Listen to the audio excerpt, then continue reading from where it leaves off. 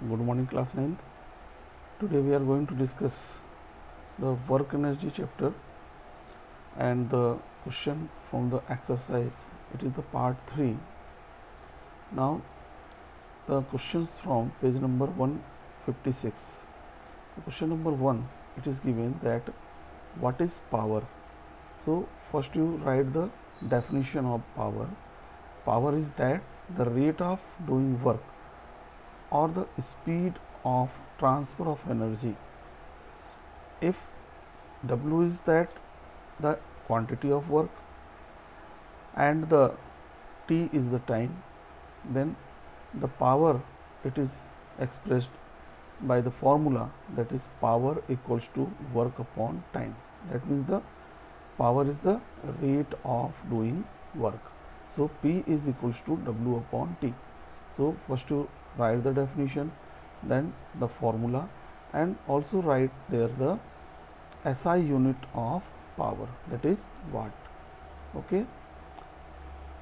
Now the second question, define 1 watt of power.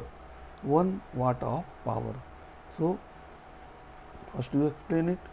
A body is claimed to possesses power of 1 watt if it will work on the speed of 1 joule in 1 second.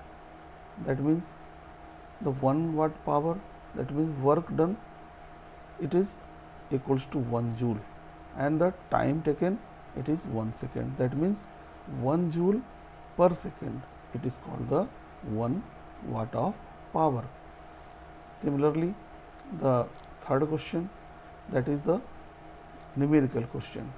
So, and this question is based on the formula of the power.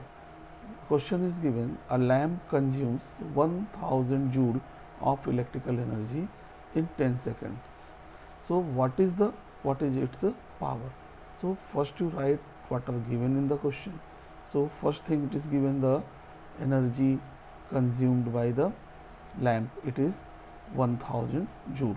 So it is the work done. So work done or energy consumed by the lamp, it is 1000 joule. Then the time is given, T is equals to 10 seconds. So you have to calculate their power. So second thing, you will write there to find power. Then write the formula, power equals to work upon time of P equals to W upon T. Then put the values.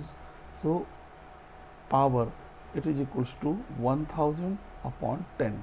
So it is equals to 100 joule per second. That means 100 watt.